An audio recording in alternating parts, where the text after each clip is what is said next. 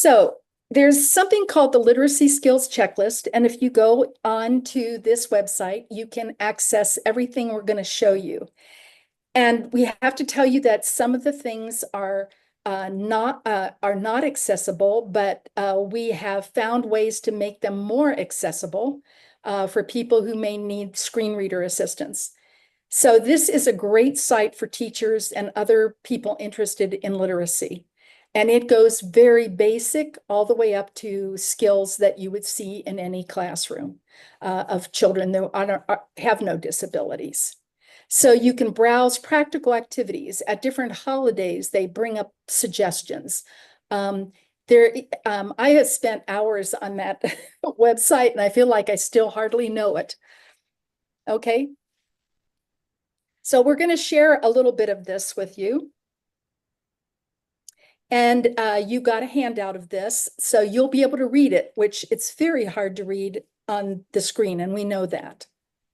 So they set this up, and we've reconfigured this so that a screen reader could read this. So you have a copy of that. One of the things we look at is section 1. And then when you're done answering those questions to that section, it's a yes or a no or a sometimes or don't know. You just don't know because you've never done that with the child. And then it asks a few questions after that when you've seen the results. And it will say things like, in this case, if you answered yes or sometimes to several of the items above, then building a foundation is where you want to start. And we'll get to that piece and explain to you what that means. Because along with this assessment, which is not like a standardized assessment, so don't expect some kind of a score like you would see with a standardized assessment. These assessments don't have those, period. It's really allowing you to look at the child and then later compare the child with the child as to how much progress he's made. So then section 2 comes up, and there are questions like attends to a communication partner.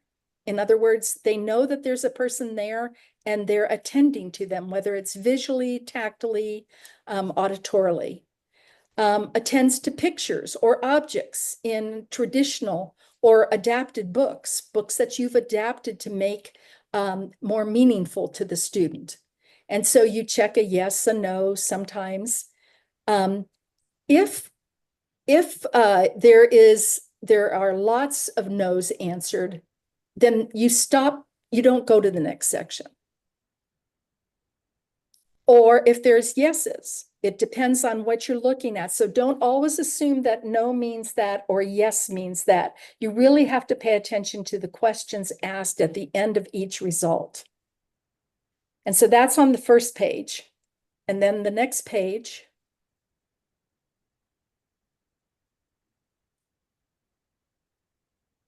is section 3. And it asks questions like scribbles or stamps or finger paints. So the idea of the beginning of writing experiences that we so many times forget to start writing just as quickly as they're doing the reading part. You don't sit there and wait until they've totally learned how to read something before you start giving them the experience of writing. Begins to express or assign meaning through their scribbles. It might be that they have a favorite picture or object when they read familiar books. So they always go to the same page because the object that's on that page that you've adapted or the picture is one that really attracts them. And so you start to understand over time that they know they're anticipating what's happening. So keep that in mind when we think about cognitive and communication. Anticipation is an important part of being able to demonstrate that I'm understanding something, even though I can't pass the standardized test. Okay, and then you still do the same thing. You look at the results and it tells you whether or not you go forward or whether or not you stop at that level. And then the next page has level sections 4 and 5. And it is more generalized because the student is now really getting They're beyond the emergent level. They are increasing their independence in literacy skills. They're beginning to do what other students do probably when they come into school.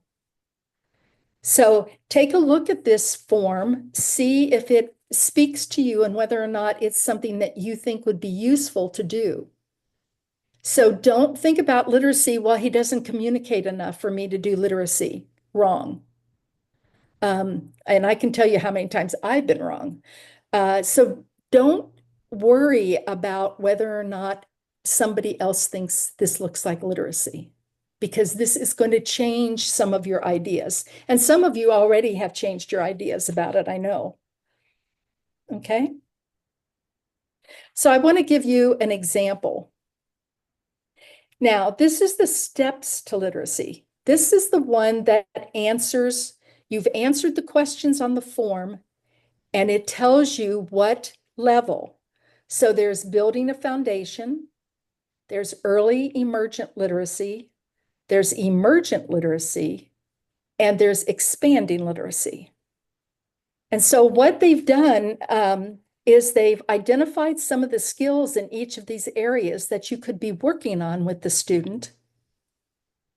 And what's really nice is if you look at the ones that are in the blue and stuff, if you click on this, it will take you to different places where you can learn activities to do, gives you ideas. It's not like you have to think everything up for yourself. And then there's in the yellowed area of it, and you have the handout, which is yellow, but on the screen is also, it talks about the issue of strategies for comprehending, that beginning idea of comprehending literacy, reading. And it also talks about vocabulary strategies, increasing fluency. Increasing fluency is a big part of learning to read. The child who maybe has their daily schedule and can immediately do it because they've done it over and over again, that increased fluency makes them that much more confident and competent. Okay. So this is, oops, I'm sorry. I have to move the interpreter screen just a second. So this is section 1, and this is done on Christopher. And as you can see, we answered the questions. So he uses behavior as communication. Yes. He demonstrates behaviors that are difficult to interpret. Yeah. You know, he demonstrates little or no interest in people around him. No, that's not true. He disengages when invited to participate in a learning activity. No, that's not true. He demonstrates, so we go through the whole thing. And then if you'll go to the next slide. And you'll see that we went to section 2. We followed the results description and we went to section 2. And in section 2, there were some yeses. There were some maybe beginnings. The plus is kind of like emerging. There was one no, there was sometimes, and then there was we don't know. And when we talked with the family and the staff, what we decided was, you know, he does do some things with section 2, but there are enough things in section 1 that he didn't have either, that we really decided to start there with him. So it's a team decision as to whether or not you move when you're kind of in between 2 sections. It's a team decision about, well, do we go ahead or not? But it gives you ideas of activities to do that are going to build that student's understanding of literacy. So as they move along, we are not holding them back because we've made a judgment that this child is never going to be literate. We don't know that. You always want to be preparing them, and they'll do it or they won't, or how do I have to adapt it? And then the next one, the next slide. And then, and so what we did is you can see the orange square around that they picked up and decided on early emergent literacy. That's where they were going to go back and start, and that's where the team followed.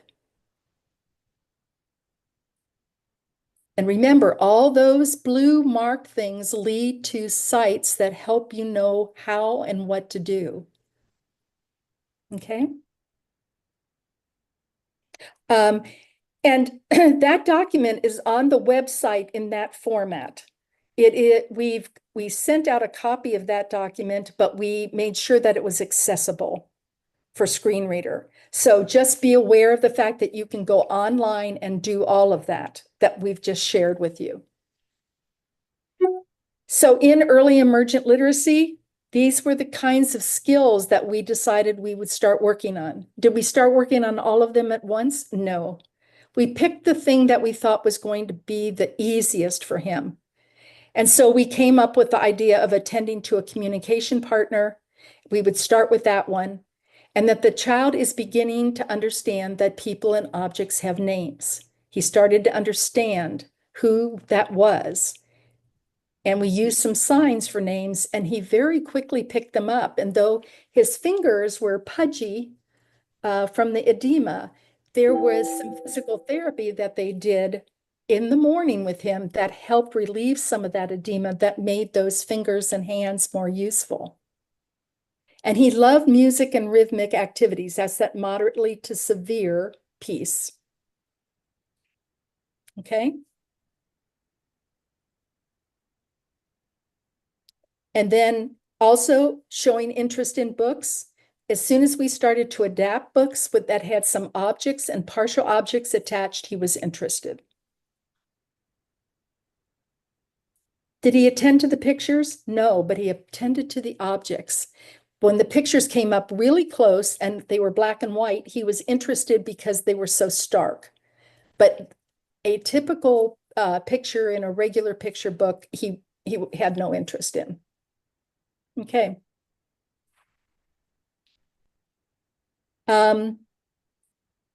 So these were some strategies for reading. Model reading and writing. Do I ever sit next to him and read a book? Yes, if we're reading it together, or maybe we're writing and scribbling with markers. Do not always think of yourself as the teacher. Think of yourself as a partner. And so if I start scribbling, then maybe he'll start scribbling. And the delay time that Christopher showed in the activity that you saw with the pom-pom told me that I need to do it long enough that he will actually start to do it, that he needs that time to start doing something, and that I just don't model it for a short time and, oh, he's not doing it. Maybe I'm going to go under his hand and he's going to follow my hand as I'm scribbling. And those are some of the skills. Okay.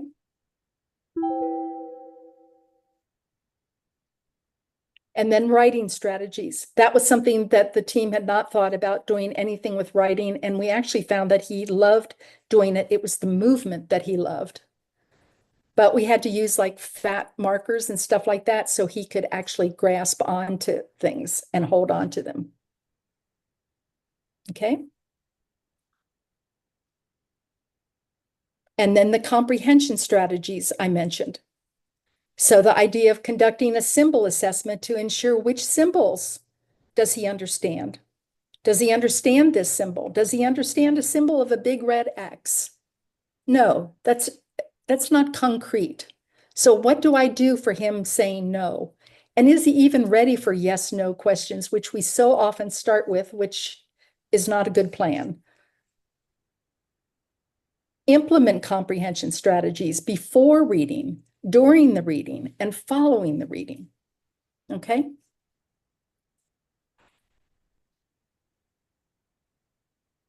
And then vocabulary. And remember, those cards that have objects or partial objects attached to them for Christopher, that was vocabulary words.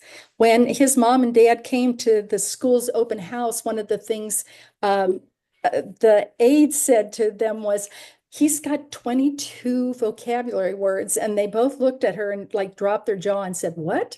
And then she took them over to all the different things he was using as objects. And he could go over to it and pull off what he wanted to let us know that, oh, yes, I want to do this. or I don't want to do this. If I present something and he pushes it away, it means I don't want to do it. So we go look for something else to do. Okay. And increasing fluency, the speed. And repetition is the answer to fluency. Okay, go ahead. And then this was on Riken. You saw the picture, the box of Deaf Diamonds on Riken.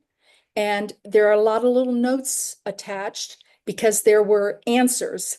And he came up with being in the very beginning level, not that second level that Christopher was at when we answered the questions.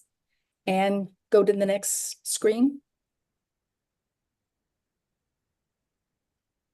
And so we put the orange square or the orange line around that area and keep thinking about what kinds of things should we start doing with Riken that will lead him slowly to literacy. But he's in the pre part. He's just building the very foundation. This was a little boy. I'm guessing, Emma, if was he 3, maybe 3 years Yeah. old? Yeah. So he was 3 years old. Okay. And so building the foundation had some of the following skills. He was reluctant to engage in the environment. So how do I get him to be more interested in there? So I go back to the likes and dislikes you talked about. We go back to the use of sensory channels and the box of deafblindness. What do we need to include to make him more interested? So one of those assessments, they build on each other. Okay.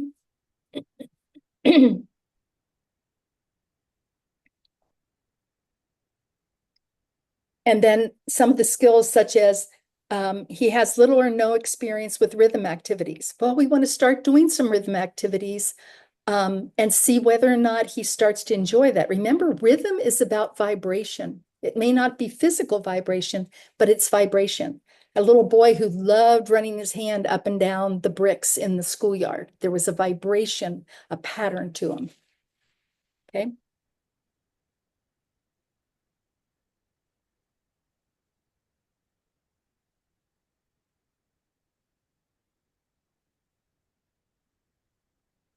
Developing a trusting relationship. That was the most important thing for Riken at that point, was that he could trust people. And then embedding opportunities for communication throughout the day. How do you embed those opportunities? How do you make them?